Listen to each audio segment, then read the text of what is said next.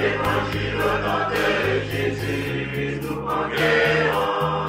Nous sommes guerriers pour l'évangile. Évangile au nom de Jésus, nous conquérons. Quelle que soit la nécessité, Nous conquérons.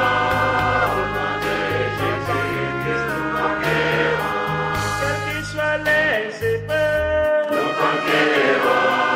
Au nom de Jésus, nous conquérons. quelle que soit la nécessité, Nous conquérons. Au nom de Jésus, nous conquérons.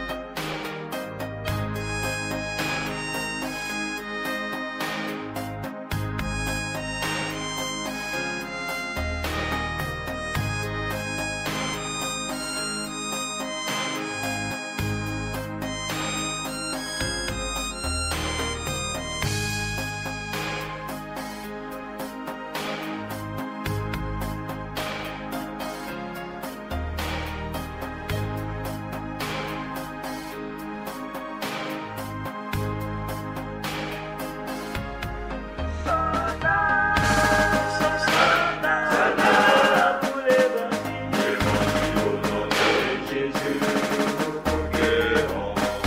Nous sommes guerriers pour l'évangile. Évangile au nom de Jésus, nous conquérons. Nous sommes vaillants pour l'évangile. Évangile au nom de Jésus, nous conquérons. Nous sommes soldats.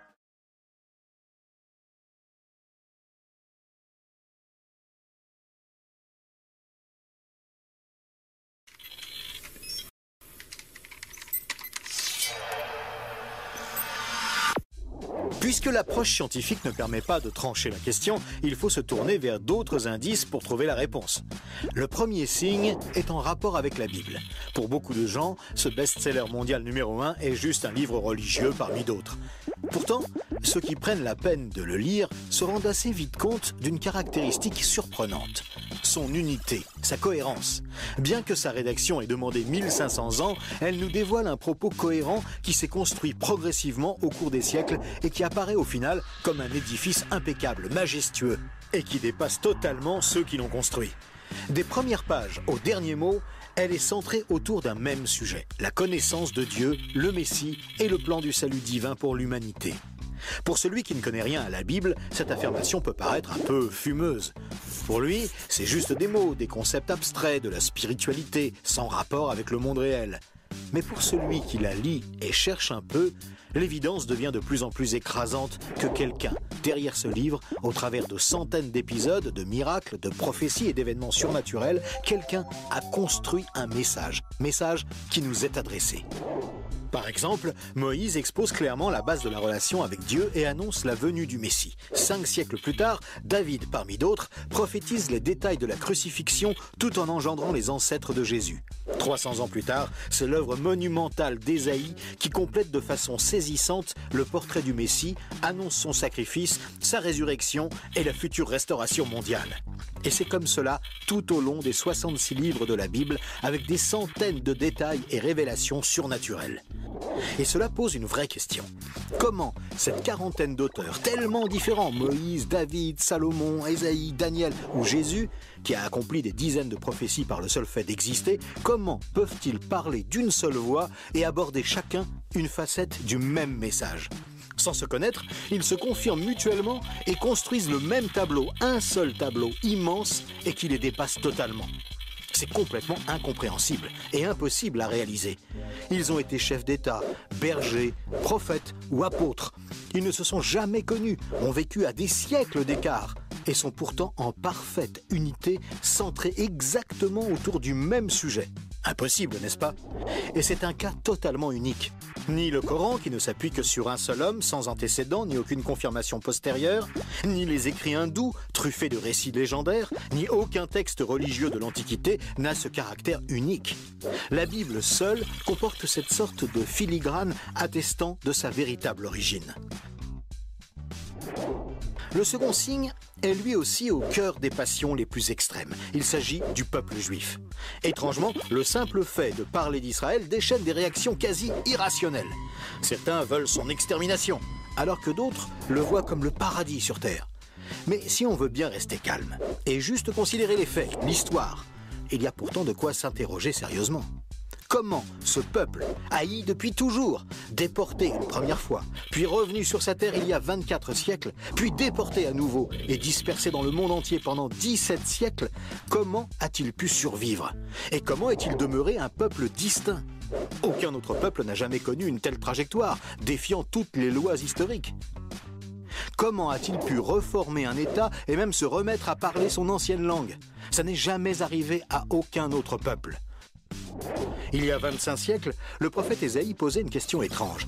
Un pays peut-il naître en un jour? Ça ne s'est jamais produit, sauf pour la nation d'Israël, qui est née en un seul jour, le 15 mai 1948. Et cela, à peine 3 ans après la fin de la guerre et la solution finale mise sur pied par Hitler pour les exterminer. Et ce n'est pas tout. Le lendemain, Israël était attaqué par les armées de 4 pays arabes, supérieurs en nombre et en armement, et il a pourtant gagné la guerre. Des soldats ont même raconté avoir assisté à des interventions surnaturelles. Étrange, non? Par la suite, malgré le rideau de fer, des milliers ont émigré de l'ex-URSS, accomplissant une antique prophétie qui mentionnait le retour des Juifs depuis le pays du Nord. Si on considère sa contribution à la science, les Juifs ont remporté 20% des prix Nobel, alors qu'ils ne sont que 0,2% de la population mondiale. Comment est-ce possible? 150 ans avant, ce n'était qu'un pays désolé, entièrement livré à la mauvaise herbe. Et aujourd'hui, on en parle comme d'un miracle d'agriculture. Ésaïe avait prédit que même le désert refleurirait. Et on trouve aujourd'hui des cultures jusque dans le Negev. Interrogé par le roi de Prusse, Frédéric II, qui lui demandait une preuve de l'existence de Dieu, son chapelain lui avait répondu « Les Juifs, sire, les Juifs ». Et d'où vient la première religion mondiale? De Jésus, un juif, dont l'enseignement, la mort et la résurrection continuent à impacter en profondeur la société humaine. Évidemment, ce peuple est loin d'être un modèle, et il a souvent sombré dans la corruption. Mais la Bible déclare que Dieu en a fait un signe parmi les nations. Qui pourrait dire le contraire? Pour terminer ce bref survol, une considération d'ordre moral. Encore un sujet tabou et pourtant... La Bible présente le bien et le mal comme des valeurs absolues, des valeurs extérieures à l'homme, qui les perçoit cependant par le moyen de sa conscience. Au contraire, la vision matérialiste de l'homme affirme que le bien et le mal sont des notions culturelles, relatives, résultant d'un long processus évolutif de l'être humain. Pourtant, tout le monde considère certaines valeurs morales comme supérieures à tout le reste. Par exemple, violer une petite fille, massacrer des bébés, commettre un génocide ou laisser quelqu'un mourir de faim sont considérés comme cruels et inacceptables. Même si certains tortionnaires ont affirmé qu'ils n'y voyaient rien d'immoral, nous pensons qu'ils n'avaient pas le droit de faire ça. Mais pourquoi le pensons-nous? Pourquoi pensons-nous que certains préceptes moraux sont supérieurs? D'où vient ce sentiment qu'il existe, en dehors de nous, des normes morales supérieures, des normes indépendantes de nous, puisque nous nous sentons nous-mêmes jugés par ces exigences morales? Étrange, non? Nous avons parfaitement conscience d'être imparfaits. Nous pensons que l'humanité est détraquée, mais par rapport à quoi? Ce sentiment de culpabilité contredit d'ailleurs la théorie de l'évolution et son hypothétique lutte pour la survie. Et pourquoi l'homme aspire-t-il au merveilleux, au paradis, quelle que soit sa culture? D'où vient ce sentiment intérieur qui fait exactement écho au récit biblique? Cette conscience, issue de nulle part et en parfait accord avec la Bible, constitue encore un autre signe tangible, bien difficile à nier.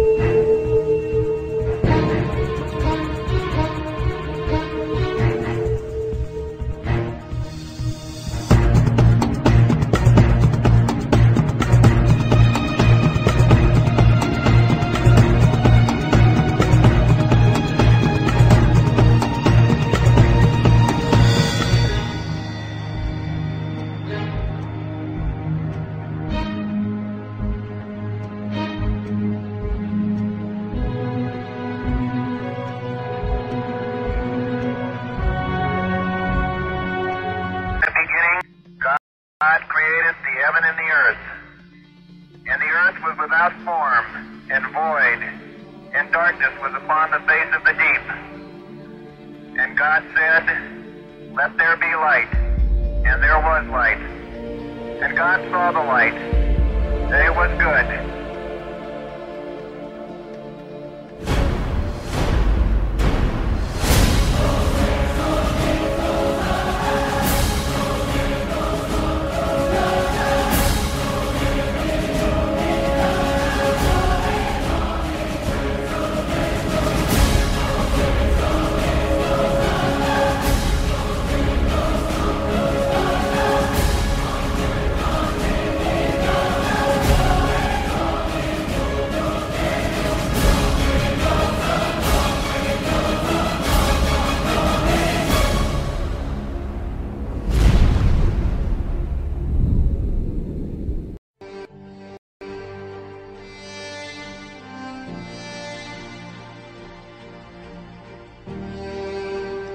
Chers amis, la Bible enseigne que le monde s'en va inexorablement, non vers la paix, mais vers une guerre ultime, de cataclysme, un Armageddon décrit au chapitre 7 de l'Apocalypse.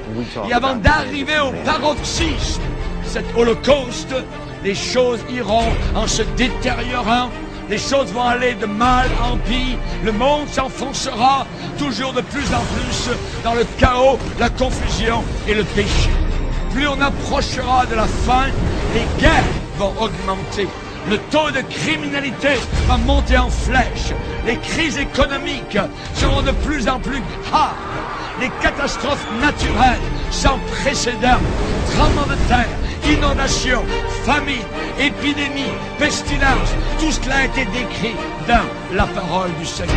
Et toutes ces calamités marqueront le déchaînement de la colère de Dieu sur notre monde impie et